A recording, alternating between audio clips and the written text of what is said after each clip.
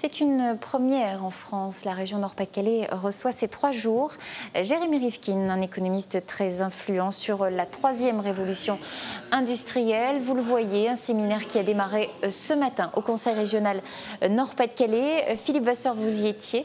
Vous êtes à l'initiative de ce séminaire en tant que président de la CCI de région Nord-de-France. Alors vous avez tweeté aujourd'hui ce qu'a dit d'ailleurs Jérémy Rivkin. J'ai repris, il est important que votre région montre l'exemple au reste du monde. En quoi la région est en première ligne dans cette 3e révolution industrielle?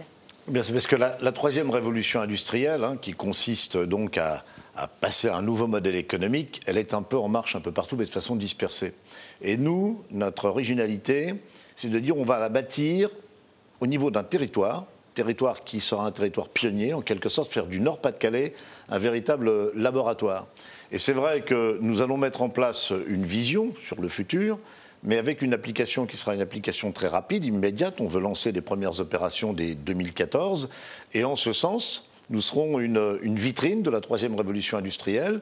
Nous serons au fond un témoin, un territoire témoin. Et c'est vrai que nous espérons bien être regardés du monde entier sur cette expérience et que Rivkin va évidemment nous y aider. Alors Rivkin divise parfois. Ça veut dire quoi en fait cette 3e révolution industrielle? On a l'impression que ça manque quand même de concret pour se rapprocher de la population.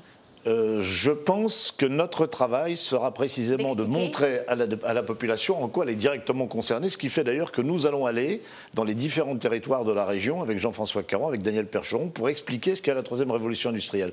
Pour faire simple, on est à la fin d'un modèle économique.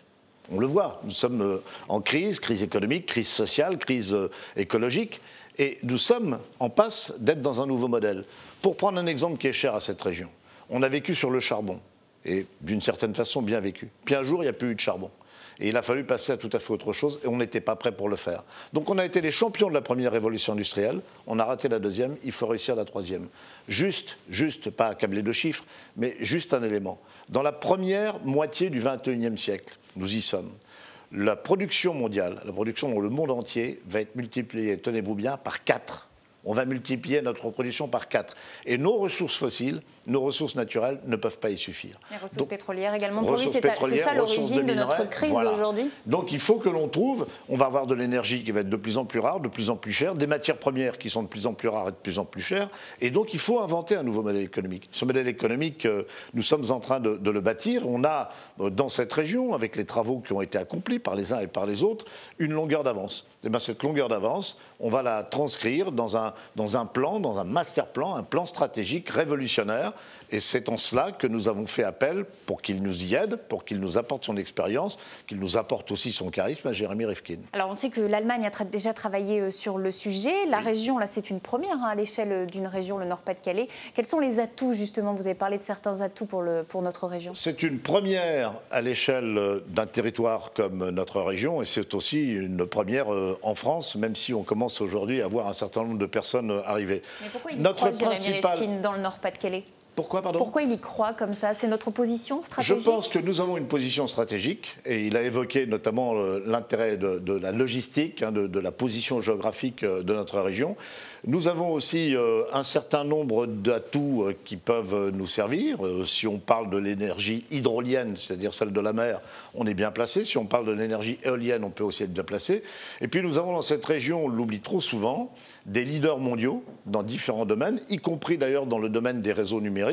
Et ce sont tous ces atouts-là que nous voulons exploiter. En quelque sorte, on a des ingrédients qui peuvent nous permettre de réussir vraiment, je crois, quelque chose de remarquable, un excellent plat, à condition qu'on sache les assembler et qu'on sache, disons, les mettre en forme. C'est ce que nous proposons de faire. En tout cas, son idée globale, générale, ce serait de décentraliser les réseaux d'énergie. Tout le monde pourrait produire de l'énergie et la partager. Donc il faudrait reconstruire. Ça va coûter de l'argent?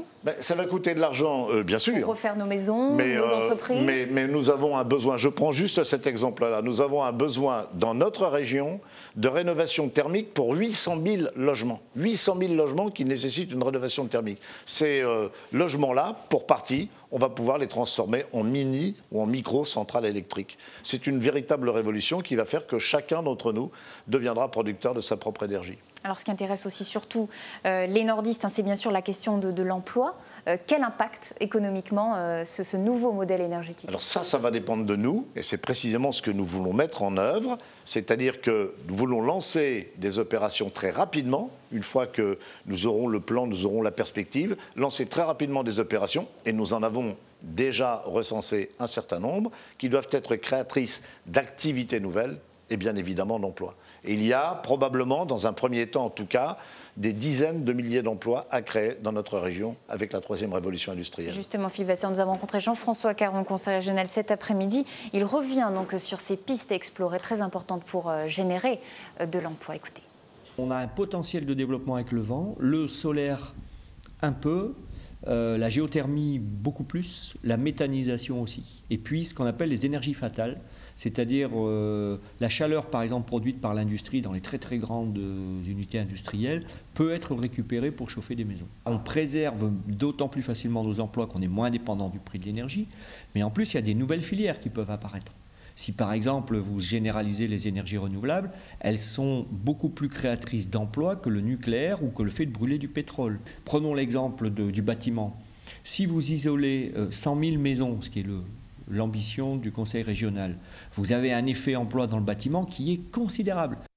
Alors Philippe Vasseur, donc important donc cette question de l'emploi dans le Nord-Pas-de-Calais. Jérémy Rivkin l'a également dit au Conseil régional, il faut faire cette révolution vite. Je le cite, si on loupe le coche, nous signerons notre extinction au cours de ce siècle. Est-ce que ce n'est pas exagéré? Si, c'est probablement un peu trop catastrophiste, si vous voulez, alarmiste, mais je pense qu'il faut qu'on prenne conscience des difficultés qui sont devant nous. Et un dernier mot, si vous me permettez, ce qui est remarquable dans notre région, et l'un des atouts probablement que nous avons par rapport au reste, c'est qu'autour d'un projet comme celui-là, on n'est pas d'accord sur tout, c'est tout à fait évident, mais on est capable de mobiliser toutes nos forces, les forces économiques avec les entreprises, le monde économique que je représente en l'occurrence, les forces politiques, toutes tendances confondues, tout parti confondu. Je pense que c'est en quelque sorte une alchimie qu'il faut préserver et qui peut nous permettre d'atteindre, de passer un obstacle en passant. Un atout pour l'image de la région. Voilà, un atout pour l'image et puis dépasser nos querelles, enfin, au service de la population. Merci beaucoup Philippe Vasseur pour ces réponses donc, à nos questions sur la troisième révolution industrielle.